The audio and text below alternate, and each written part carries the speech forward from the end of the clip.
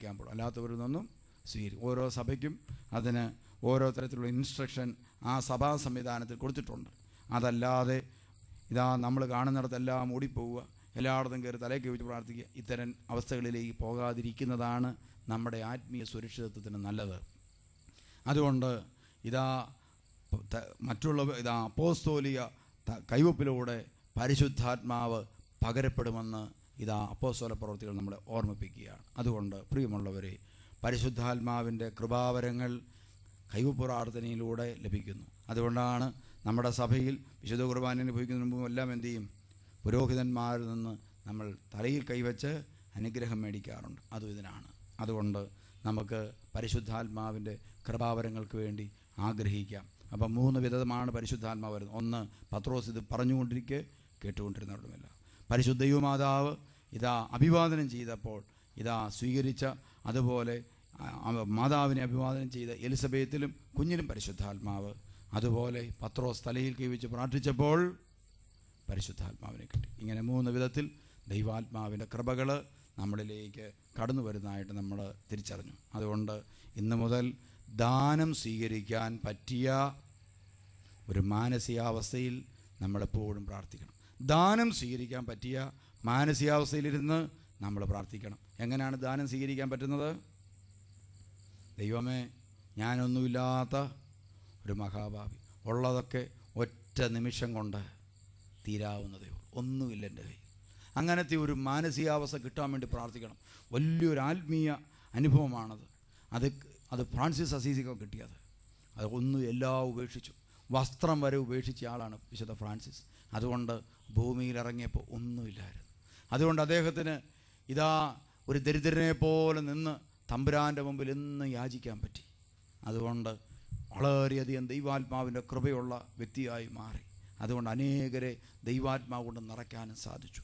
അതുകൊണ്ട് നമുക്ക് നമ്മുടെ കുഞ്ഞുങ്ങളെയും തലമുറകളെയും ദൈവത്തിൻ്റെ ആത്മാവ് കൊണ്ട് നിറയ്ക്കണമെങ്കിൽ ഒന്നുമില്ലാത്തവനെ പോലെ തമ്പുരാൻ്റെ മുമ്പിൽ 2 കരങ്ങൾ ഉയർത്തി നമ്മൾ പ്രാർത്ഥിക്കണം. നമുക്കറിയാം, ആരാണ് കരങ്ങൾ മുകളിലേക്ക് ഉയർത്തുന്നത്? നിസ്സഹായനായി തീരുമ്പോഴാണ്, അല്ലേ? യുദ്ധങ്ങളൊക്കെ നടക്കുമ്പോൾ പട്ടാളക്കാർ പിടിക്കപ്പെട്ട് കഴിയുമ്പോൾ 2 കൈ ഉയർത്തി. അതിൻ്റെ അർത്ഥം എന്താ? ഞാൻ നിസ്സഹായനാണ്, എന്നെ ഉപദ്രവിക്കരുത്, അതല്ലേ അർത്ഥം. ഞാൻ കീഴടങ്ങിയിരിക്കുന്നു എന്നർത്ഥം. തമ്പുരാൻ്റെ മുമ്പിൽ കണ്ണുകൾ ഉയർത്തി നമ്മൾ കരങ്ങൾ യാചനാരൂപത്തിൽ പിടിക്കുമ്പോൾ അതിൻ്റെ അർത്ഥം എന്താ? എൻ്റെ തമ്പുരാനെ, ഞാൻ നിൻ്റെ മുമ്പിൽ കീഴടങ്ങിക്കഴിഞ്ഞു, എനിക്ക് ഒന്നും സാധിക്കുകയില്ല. ഇങ്ങനെ അങ്ങോട്ട് സറണ്ടർ ചെയ്തേ നിങ്ങൾ അഭിഷേകമുള്ളവരായി മാറും. നിങ്ങൾ വരദാനങ്ങൾ കൊണ്ട് നിറയാൻ തുടങ്ങും, കൃപകൾ കൊണ്ട് നിറയാൻ തുടങ്ങും. പ്രിയമുള്ളവരെ, നമുക്കതിനായിട്ടൊന്ന് പ്രാർത്ഥിക്കാം. എല്ലാവരും എഴുന്നേറ്റ് നിൽക്കാം, പ്രാർത്ഥിക്കുക. ദാനം സ്വീകരിക്കാൻ പറ്റിയൊരു മാനസികാവസ്ഥ നമ്മൾ ആർജിച്ചെടുക്കുക. പരിശുദ്ധാത്മാവോട് നിറയാൻ ആഗ്രഹിക്കുക. ദൈവമേ, ഈ ദരിദ്രനോട് കരുണ തോന്നണമേ. അങ്ങനെ പ്രാർത്ഥിക്കുക. ഈ ദരിദ്രനായ മനുഷ്യനോട്, പാപിയായ മനുഷ്യനോട്, ഒന്നുമില്ലാത്തവനായ എന്നോട് എല്ലാം ദാനമായിരിക്കെ ദാനമല്ല എന്ന മട്ടിൽ നീ എന്തിന് അഹങ്കരിക്കുന്നു? പൗലോസ് അപ്പോസ്തലൻ ചോദിക്കുകയാണ്, കർത്താവേ, ഞങ്ങൾക്കെല്ലാം ഉണ്ടെന്ന് ഞങ്ങൾ അഭിമാനിക്കുന്നു. ഒന്നുമില്ല കർത്താവേ, ഒരു നിമിഷം കൊണ്ട് തീരുന്ന ഒരു ജീവൻ മാത്രം ഞങ്ങളുടെ കയ്യിൽ, അത് നിൻ്റെ ദാനം, എല്ലാം നിൻ്റെ ദാനം. അതുകൊണ്ട് ഏറ്റവും എളിമയോടെ ഞങ്ങൾ പ്രാർത്ഥിക്കുന്നു. ഇപ്പോൾ ഈ പ്രാർത്ഥിക്കുന്ന മക്കളുടെ മേൽ പരിശുദ്ധാത്മാവിനെ അയക്കണം. ദാനം സ്വീകരിക്കാൻ പറ്റുന്ന മാനസികാവസ്ഥയിലേക്ക് ഇവരെ ഇപ്പോൾ സജ്ജമാക്കാൻ വേണ്ടി പ്രാർത്ഥിക്കുന്നു. ദാനം സ്വീകരിക്കാൻ പറ്റുന്ന മാനസികാവസ്ഥയിലേക്ക് ഇവരെ ഉയർത്താൻ വേണ്ടി ഞങ്ങൾ പ്രാർത്ഥിക്കുന്നു. കർത്താവേ, അഭിഷേകത്തിനായി ആഗ്രഹിക്കാം. പ്രാർത്ഥിക്കുക, എല്ലാവരും പ്രാർത്ഥിക്കുക.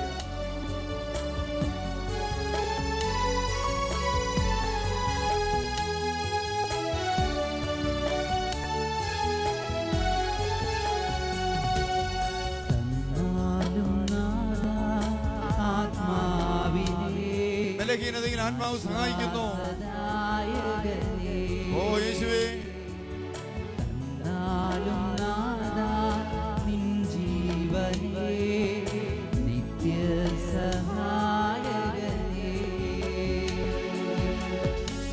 പരിശുദ്ധാത്മാവേ, എഴുന്നള്ളി വരണമേ.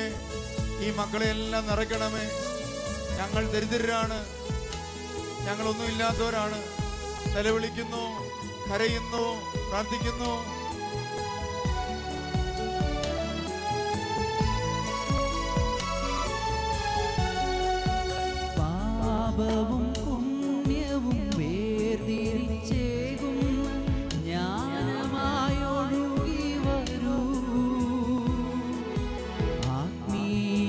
സന്തോഷം ദാസരിൽ നൽകുന്ന സ്നേഹമായൊഴുകി വരൂ. പാപവും പുണ്യവും വേർതിരിച്ചേകുന്ന ജ്ഞാനമായൊഴുകി വരൂ. ആത്മീയ സന്തോഷം ദാസരിൽ നൽകുന്ന സ്നേഹമായൊഴുകി വരൂ. ആഗ്രഹിക്കുക, പ്രാർത്ഥിക്കുക. തന്നാലും നാഥാ ആത്മാവിനെ ആശ്വാസദായകനേ. തന്നാലും നാഥാ നിൻ ജീവനേ നിത്യസഹായകനേ. ആരാധന ആരാധന നാഥനേ ആരാധന. ചേർന്ന് പ്രാർത്ഥിക്കാം. ആരാധന ആരാധന നാഥനേ ആരാധന. ആരാധന ആരാധന യേശുവേ ആരാധന. ആരാധന ആരാധന യേശുവേ ആരാധന. ചേർന്ന് പ്രാർത്ഥിക്കുക. എല്ലാവരും ചേർന്ന് പ്രാർത്ഥിക്കുക. ആരാധന ആരാധന ആത്മാവേ ആരാധന. നിലവിളിക്കുക എല്ലാവരും. ആരാധന യേശുവേ. ആരാധന ആത്മാവേ ആരാധന. ആരാധന കർത്താവേ. ആരാധന യേശുവേ. ത്രിത്വമേ ആരാധന. യേശുവേ. രോഗശാന്തി നടക്കട്ടെ. യേശുവേ. അത്ഭുതങ്ങൾ നടക്കട്ടെ. സ്നേഹമേ ആരാധന. യേശുവേ, ശക്തി ഒഴുക്കണമേ. എല്ലാവരും പ്രാർത്ഥിക്കുക.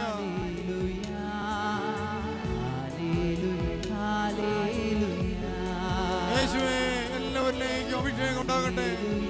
ദൈവത്തിന്റെ പരിശുദ്ധാത്മാവ് പകരട്ടെ.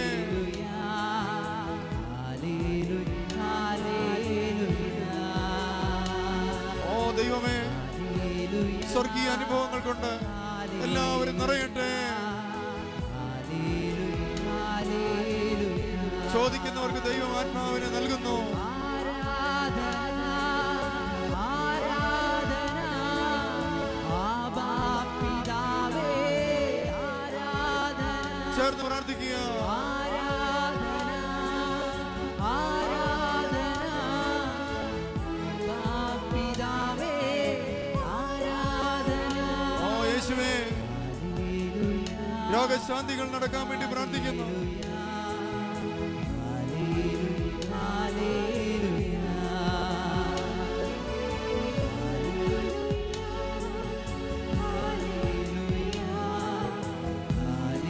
പരിശുദ്ധാത്മാവേ, എഴുന്നള്ളി വരണമേ. എല്ലാവരിലും വന്ന് നിറയണമേ. പരിശുദ്ധാത്മാവേ, നിറയണമേ. ഓ ദൈവമേ, ശക്തി ഒഴുകട്ടെ.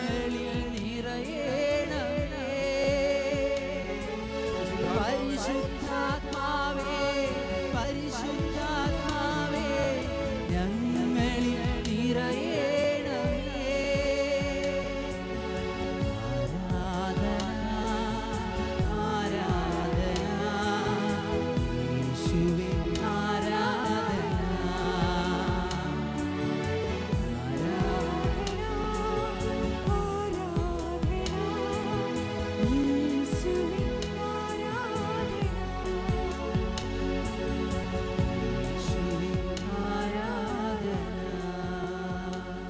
കണ്ണുകളടച്ച് കരങ്ങൾ നെഞ്ചോട് ചേർത്ത് വെച്ച് നമ്മൾ പരിശുദ്ധാത്മാവിന് വേണ്ടി ആഗ്രഹിക്കുക.